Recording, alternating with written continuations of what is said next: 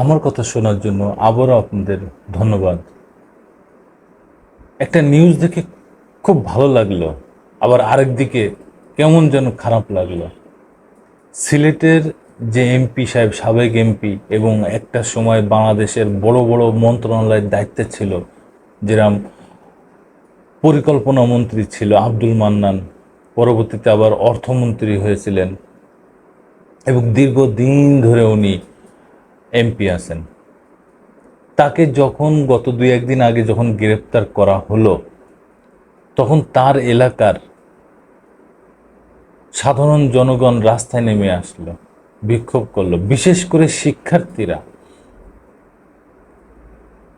তার গ্রেপ্তারের রাস্তায় নেমে এসে প্রতিবাদ জানিয়েছে, বিক্ষোভ জানিয়েছে।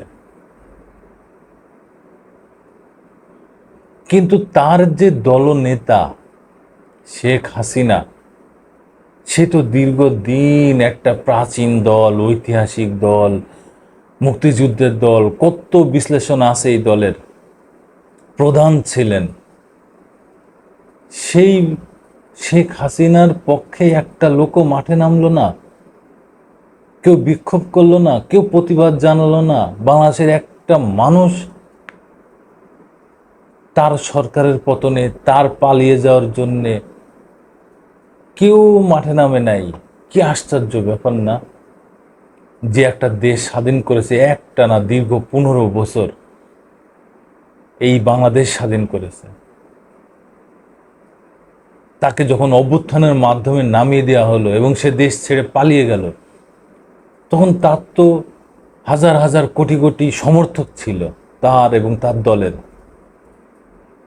তারা কেউ একজন ব্যক্তি রাস্তায় নামলো না, নিজের জায়গা থেকে প্রতিবাদ করলো না। এ কেমন দল, কেমন সরকারের ছিল, কেমন নেত্রী আপনি? তাহলে আপনার দলের এই যে এই লোক আব্দুল মান্নান, তাকে দেখেন, তাকে দেখেও শেখেন যে সে গ্রেপ্তার হওয়াতে তার এলাকার সাধারণ শিক্ষার্থীরা বিক্ষোভ করেছে, কেন গ্রেপ্তার করা হলো। এটাও তো অনেক বড় ব্যাপার একটা রাজনীতিবিদের জন্য। আপনিও তো রাজনীতিবিদ, হ্যাঁ আপনি শেখ হাসিনা আপনাকে বলছে আপনিও তো রাজনীতিবিদ, তাহলে আপনার জন্য কি একটা মানুষ রাস্তায় নামলো না, একটা প্রতিবাদ করলো না? তাহলে আপনি কি শাসন করেছেন এই দেশ, কি জনপ্রিয় আপনি বুঝতেছেন? তাহলে একটু নিজের দিকে তাকিয়ে দেখেন যে আপনি কেমন জনপ্রিয়, কেমন স্বৈরা শাসক ছিলেন, কি ফ্যাসিবাদী করেছিলেন এই দেশের মানুষের সাথে। একটু নিজের বিবেকের কাছে প্রশ্ন করেন। আজকে এই সাবেক এমপি, সাবেক মন্ত্রী এই আব্দুল মান্নান, ইনার ইনার গ্রেপ্তারের কারণে ইনার সাধারণ জনগণ রাস্তায় নেমে এসে বিক্ষোভ করেছে যে না, ওনাকে গ্রেপ্তার করা যাবে না, উনি ভালো মানুষ। সাধারণ শিক্ষার্থীরা রাস্তায় নেমে এসে বিক্ষোভ করতেছে যে না, ওনাকে গ্রেপ্তার করা যাবে না, কেন গ্রেপ্তার করা হয়েছে? আর আপনি না একটা দলের প্রধান, দীর্ঘদিন ধরে দলের সভাপতি, দীর্ঘদিন ধরে একটা দেশের রাষ্ট্রপ্রধান, রাষ্ট্রনায়ক, তারপরে আরো কি কি আছে না, গণতন্ত্রের মানস কন্যা। ভাই রে বিশ্লেষণ রে ভাই, এ কি বিশ্লেষণ! তারপরে আরো আছে না হজরত, তারপরে পীরে কামেলিয়া, তারপরে আরো কি কি আছে না, কৌমি হাসিনা, এরকম কত বিশ্লেষণ আপনাকে দেওয়া হয়েছে। কিন্তু সব কিছু দেওয়া হয়েছে আপনার ক্ষমতার লোভে যারা দিছে। আজকে দেখেন আপনার জন্য কেউ নেই রাস্তায়, কেউ নেই বাসায়ও নেই, কেউ প্রতিবাদ জানাচ্ছে না। কি মানুষ আপনি, কি ক্ষমতা আপনার ছিল, কি স্বৈরাচার করেছেন আপনি, এই শাসনের মানে কি? আরে ভাই, একটা রাজনীতিবিদের সারা জীবনের লক্ষ্য কি? এটা নিশ্চয় আমার কাছ থেকে আপনার শিখতে হবে না?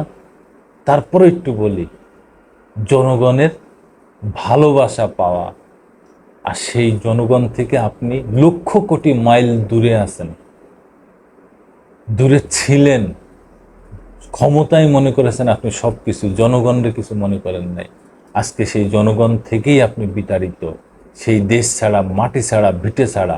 একটু নিজের বিবেকের কাছে প্রশ্ন করেন, কি এমন করেছেন জনগণরে কেন কাছে টেনে নেন নাই, জনগণরে কেন ভালোবাসেন নাই? তার পরিণতি দেখেন।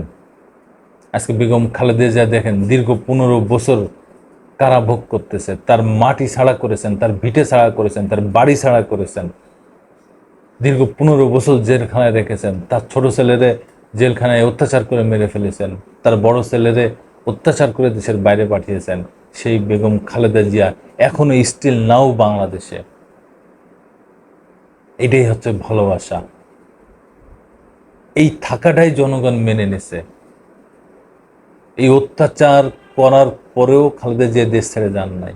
আর আপনি ক্ষমতায় থেকেও টিকতে পারলেন না, চলে যেতে হলো, পালিয়ে যেতে হলো। কেন?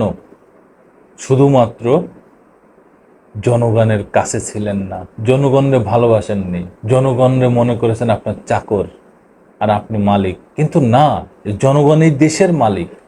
আপনি যারা রাজনীতিবিদ আছেন, যারা রাজনীতি করেন, যারা ক্ষমতায় যাবেন, তারা জনগণের চাকর। এই কথাটাই আপনারা ভুলে যান ক্ষমতায় যে। আর তার পরিণতি এখন আপনি দেশ ছাড়া, মাটি ছাড়া, ভিটে ছাড়া, আপনার দল ছাড়া, সব কিছু ছাড়া। আর আওয়ামী লীগের নেতা কর্মীদের কাছে একটু বলি ভাই, আমার কথা অন্য মাইন্ডে নেবেন না, শুধু একটু সহজ হিসাবে একটু বোঝেন। আপনাদের রেখে এই বিপদে ফেলাই দিয়ে আপনার নেত্রী আপনাদের রেখে চলে গেছে, পালাই চলে গেছে। এইটুকু একটু বোঝার চেষ্টা করেন না ভাই। আপনারা যারে সামনে রেখে আগচ্ছিলেন, সেই লোক যদি আপনাকে রেখে পালাই যায়, আপনাদের এই বিপদের ভিতর রেখে যদি পালাই যায়, এটা কি ঠিক? কোনো সময় ঠিক, কোনো কালে ঠিক? দেখেন, সে যদি দেশকে ভালোবাসত পালাইতো না, সে যদি দলরে ভালোবাসত পালাইতো না। সবচেয়ে বড় ব্যাপার, সে যদি তার কর্মী সমর্থকদের ভালোবাসত, তাহলে কি সে দেশ থেকে পালিয়ে যায়? না, পালায় না। কিন্তু সে সবার আগেই দেশ ছেড়ে পালিয়ে চলে গেছে।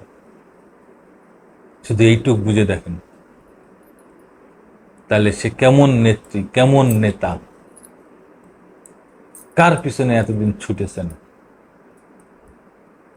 সবাই ভালো থাকবেন, সুস্থ থাকবেন। আবার আসবো নতুন কোনো কথা নিয়ে, নতুন কোনো ঘটনা নিয়ে। আমি প্রিন্স।